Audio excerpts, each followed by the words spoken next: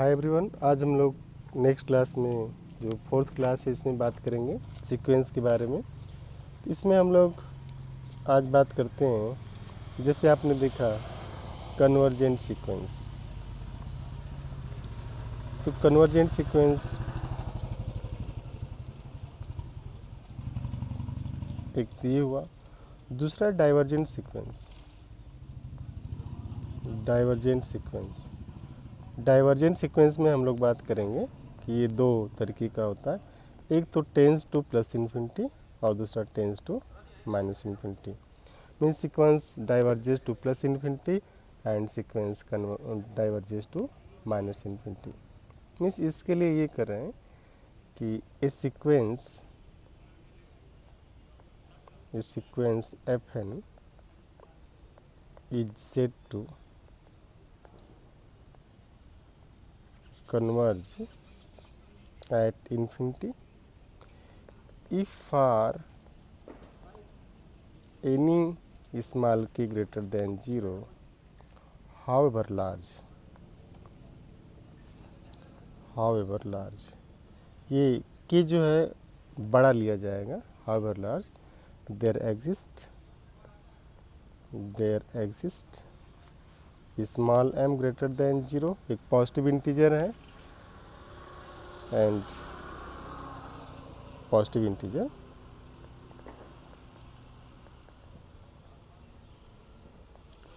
such that this sequence fn is strictly greater than k or fn is strictly greater than k for all this n greater or equal to m। Means आप इसको ऐसे देख सकते हैं, कोई एक large number लिया जाए और कोई लार्ज नंबर लिया जाए, सीक्वेंस के सारे टर्म उससे बढ़े जाए और इस लार्ज नंबर को के कोई हम लोग टेंस टू इन्फिनिटी कर दें। मीन्स ऐसा हो कि एक एन के बाद सारे नंबर उससे बड़े होते चले जाएं, बढ़ता ही चला जाए, वो सीक्वेंस घटे ना।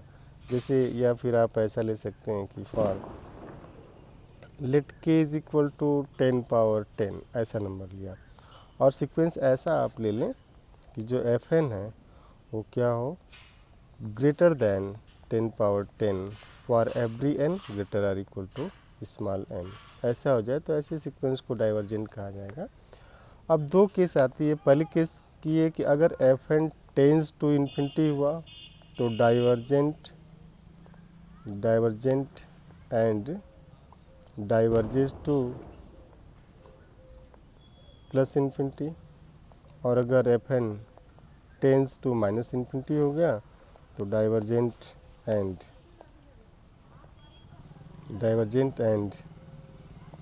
Diverges to minus infinity. ये दो केस आप इसमें देखते हैं। अब हम लोग इस पे कुछ एग्जाम्पल ले लेते हैं। जैसे आप देखिएगा, एक एग्जाम्पल है कि late f n as 2n, ऐसा सीक्वेंस लिया एफ एन एज 2n। ये आपका सीक्वेंस है f n as your 2n। तो अगर हम लोग एफ एन को 2n ले लें और ये n belong to set of natural number, तो जैसे इसके टर्म को लिखेंगे n is 1, 2 into 1 2, n is 2, 2 into 2 4, n is 3 6, n is 4 8 10 12 dot dot dot ये चला जाएगा। तो जैसे इसकी लिमिट की बात करेंगे, limit n tends to infinity, this f n is limit n tends to infinity, this 2n and this goes to infinity. तो ये जो सीक्वेंस आपका एफ एन है, f n is equal to 2n, this is divergent and diverges to plus infinity. ये plus infinity पे diverge करेगा। Similarly हम लोग नेक्स्ट एग्जांपल ले सकते हैं, एफ एन एज -2n। इस केस में जो आप एफ एन लिखेंगे हो जाएगा -2n। अब n की वैल्यू आप रखते चले जाएं, -2 -4 -6 -8 and this dot dot dot, means minus infinity की तरफ टेंड करेगा। Limit n tends to infinity, this f n is limit n tends to infinity, this minus 2n, and this is minus infinity. So this sequence is divergent, this is divergent and diverges to, divergent है तो diverge कहाँ पे कर रहा है, diverges to minus infinity ये लिया गया। सिमिलरली आप बहुत सारे ऐसे सीक्वेंस ले सकते हैं जो डाइवर्ज करें प्लस इन्फिनिटी पे या माइनस इन्फिनिटी पे। इसके बाद एक टर्म आता है नया ऑसिलेटरी सीक्वेंस का।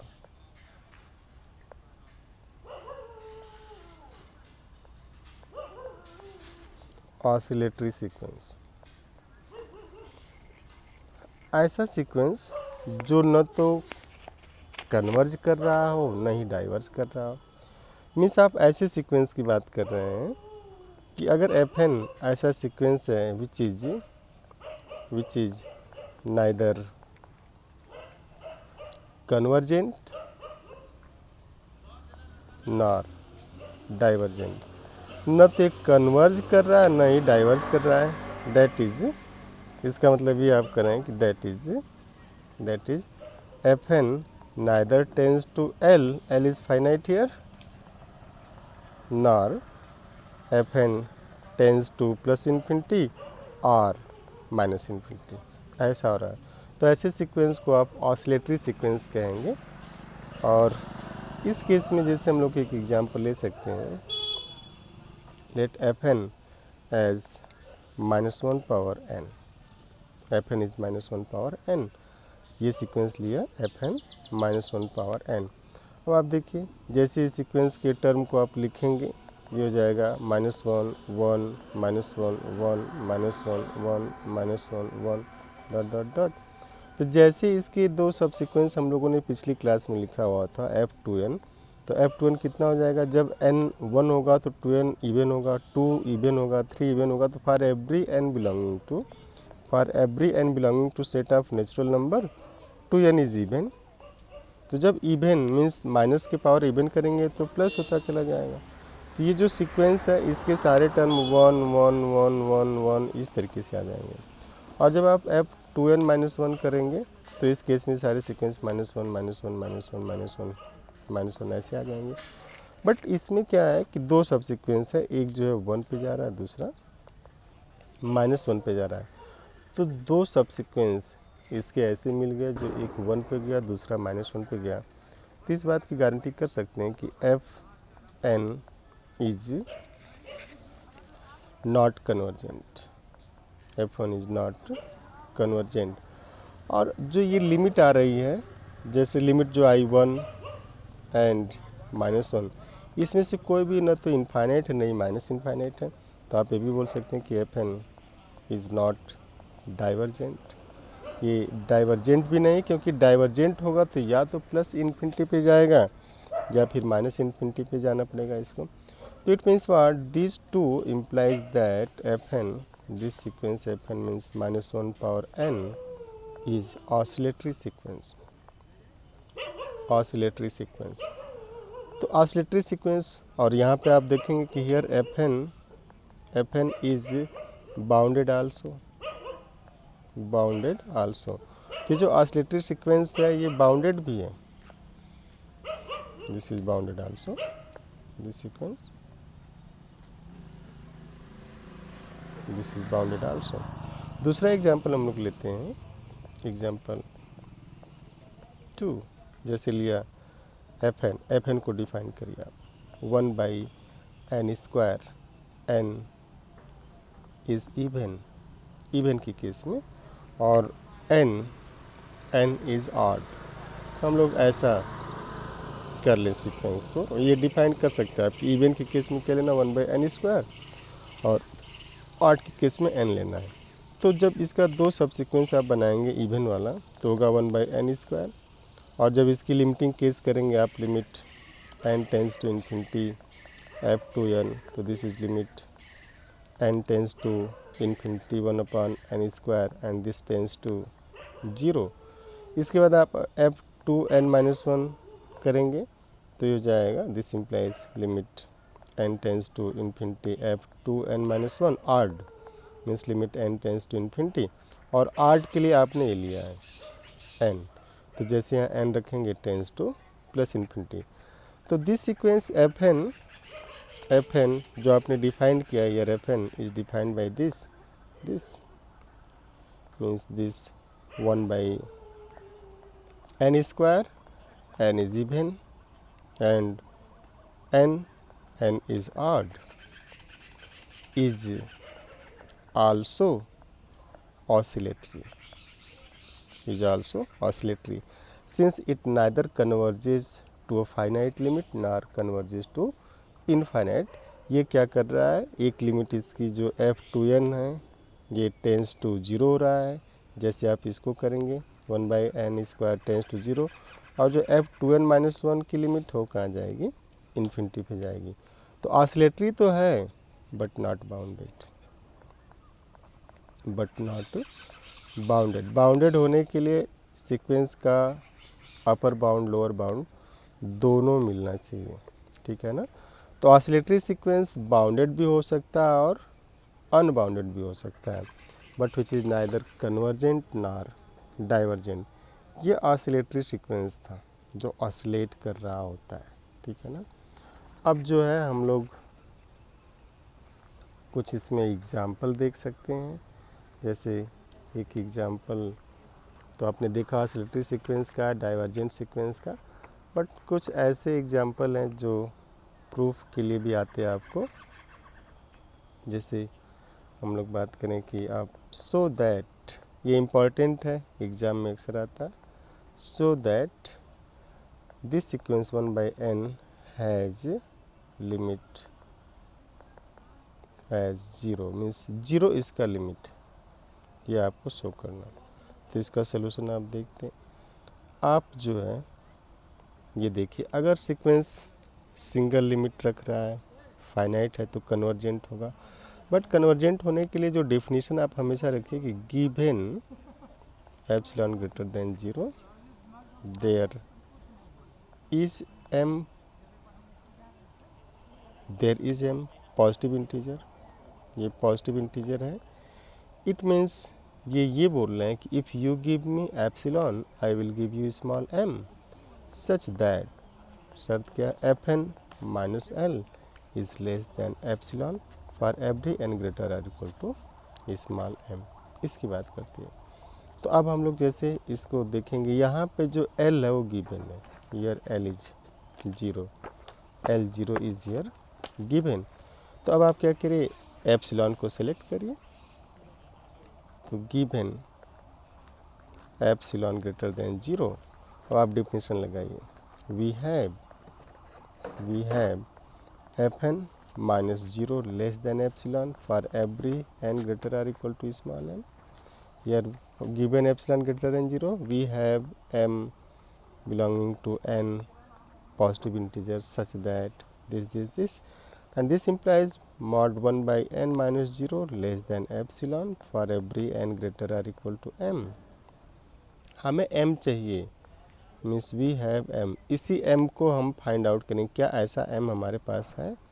0 के लिए आपको लिमिट दे दी गई कि लिमिट 0 है, आपको एप्सिलॉन दे दिया गया। अब आपको इसमें यही बताना है कि m हमारे पास ऐसा मिल रहा है, तो n greater or equal to m है, तो 1 बाई n क्या होगा, less or equal to 1 by m हो जाएगा। अब यहाँ से आ गया कि this 1 by n is less than epsilon, ये एप्सिलॉन से छोटा है, but 1 by n is less or equal to 1 by m। तो अगर ये 1 बाई m से छोटा है या उसके बराबर है और ये एप्सिलॉन से छोटा है, तो this is less than epsilon, means we have small m, we have small m, we have small m positive integer such that this sequence fn means 1 by n has limit 0।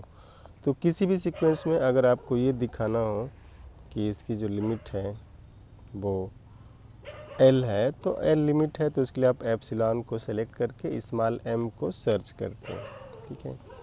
और मैं आप सभी लोगों को एक चीज़ बताना चाहूँगा कि ये ISM वाराणसी ये वाराणसी में ही एक इंस्टीट्यूट है जो IIT जैम और CSIR नेट गेट इस एग्ज़ाम को कंडक्ट कराता है। जैम में मैथमेटिक्स और स्टैट्स 2 से होता है। इसके थ्रू आप MSc IIT से कर सकते हैं और उसके बाद वहाँ से प्लेसमेंट भी ले सकते हैं। आप प्लेसमेंट में आप चले जाएं या फिर आप PhD करके असिस्टेंट प्रोफेसर बनने के बारे में सोच सकते हैं, या फिर आप कोई रिसर्च की फील्ड करें, या MSc के बाद और भी एग्ज़ाम होते हैं जिसको देने के बाद आप फॉरेन भी जा सकते हैं, IIM जा सकते हैं। और CSIR नेट गेट वो एग्ज़ाम है जिसके थ्रू आप JRF या LS में सेलेक्ट होते हैं। अगर आप JRF होते हैं तो अभी जो है वो 31,000 पर मंथ आपको PhD करने पे PhD करेंगे तो स्कॉलरशिप दी जाती है। और LS सेलेक्ट होते हैं तो आप एलिजिबल हो जाते हैं लेक्चरर्स असिस्टेंट प्रोफेसर के लिए। दोनों में एलिजिबिलिटी है। इसको आप सेलेक्ट होंगे तो आपको इतना पर मंथ मिलता है। गेट के थ्रू मैथ का स्टूडेंट भी IIT से MTech करता है और PhD भी कर सकता है। MTech करके प्लेसमेंट में लोग चले जाते हैं और PhD करके आपको पता है कि असिस्टेंट प्रोफेसर बना जाता है। बट ये जो टॉपिक ये इसलिए ऐसा बीच में आपको क्लास रोक के बताया जा रहा है क्योंकि ये जो आप टॉपिक पढ़ रहे हैं सीक्वेंस एंड सीरीज, ये केवल आपको BSc का एग्ज़ाम पास नहीं कराएगा। इससे आप 6 to 8 मार्क्स IIT जैम में आता है और लगभग यही अप टू 8 मार्क्स या 8+ मार्क्स ये CSIR नेट में भी आता है, जहाँ से असिस्टेंट प्रोफेसर बनते हैं JRF क्वालिफाई करके या LS क्वालिफाई करके। तो आप अगर BSc फर्स्ट ईयर के ही इस सीक्वेंस सीरीज़ को खूब अच्छे से पढ़ते हैं तो आप जो है जो MSc के बाद एग्ज़ाम होता है उस एग्ज़ाम को भी क्वालिफाई, उसके कुछ क्वेश्चन को आप BSc फर्स्ट ईयर में रहते हुए आप टैकल कर सकते हैं। तो ये तो रहा कि आप क्यों इस जैम की तैयारी करें या नेट की तैयारी करें या फिर क्यों आप सीरियसली इस सीक्वेंस और सीरीज़ को पढ़ें, ठीक है ना। बट हम लोग आते हैं मेन टॉपिक जो BSc के लिए बड़ा इम्पॉर्टेंट क्वेश्चन है। और इम्पॉर्टेंट क्वेश्चन ये है कि आपको एक अब M पूछा जाएगा कि find an M belonging to set of natural number. ये M बताना है such that this 2n upon n plus 3 minus 2 is less than 1/5। आपको M बताना है कि वो M का कौन सा मान है जिसके लिए ये सेटिस्फाई होगा। और आप अगर देखेंगे इसमें तो आपको जो गिवन है, हम लोग सोल्यूशन की बात करें तो जो गिवन है क्या है एप्सिलॉन 1/5, ठीक है, L2 और Fn जो सीक्वेंस Fn है कितना है 2n/n+3। तो आपको स्मॉल m बताना है। तो आप क्या करिए, इसको सॉल्व करिए। Now 2n/n+3 minus 2 is equal to या this less than 5, this implies 2n। अब इसमें मल्टीप्लाई करेंगे -2n -6/n+3 लेस देन ये 1/5 है, लेस देन 1/5। अब आप लिखेंगे 2n से कैंसिल होगा, -2n से -6/n+3 this is less than 1/5। अब यहाँ से आप देखें this 6/n+3 is less than 1/5। This implies what? n+3 is greater than 30 and this implies n is greater than 27। It means what? जैसे आप n का मान 1 2 3 ... 27 से बड़ा लेंगे, मीन्स आप 28 कर दीजिए, 29 कर दीजिए, तो ये क्या होगा कि एप्सिलॉन पे सेटिस्फाई कर जाएगा। Means when n is greater than 27, means जो डेफिनेशन है कि m इज़ पॉजिटिव इंटीजर, वो आपको m ही सर्च करना है कि क्या ये जो है 1/5 mod of 2n/n+3 - 2 less than 1/5 है। Means l f n minus l less than epsilon, तो क्या गिवन एप्सिलॉन के लिए हमको m मिल रहा है। आपको यहाँ पे m पूछा जा रहा है कि अगर एप्सिलॉन को 1/5 कर दे तो क्या हमको m मिल रहा है, तो यहाँ पे m क्या मिल रहा है, m इज़ 28। तो अगर m का मान 28 या 28 से बड़ा लेंगे तो ये सीधे 1/5 से लेस हो जाएगा। For let n is equal to 28, तो क्या होगा 2 × 28 अपॉन 28 + 3 दिस -2, आप इसको देखिए 56 -62 upon 31 and this is -6 upon 31, this is 6 upon 31 less than 1/5। तो इस तरीके से आप देखेंगे कि ये n इक्वल टू अगर आप 30 लेते हैं और इसे m ले लिया, या फिर n इज इक्वल टू आप 100 लेते हैं, तो ये सारी चीज़ों को सेटिस्फाई करता चला जाएगा। मीन्स n इक्वल टू 100 पे क्या होगा 2 × 100 अपॉन 100 + 3 -2, और इसकी वैल्यू जो आएगी 200 - 206 अपॉन 103, ये ना आएगा, and this is equal to -6 upon 103 and this is less than 1/5। तो ये इसको सेटिस्फाई करेगा। मीन्स n की वैल्यू यहाँ पे ग्रेटर देन 27, आप इसे m means greater than 27 means m is equal to 28 ले सकते हैं। ठीक है, तो थैंक यू, हम लोग नेक्स्ट क्लास में मिलते हैं फिर।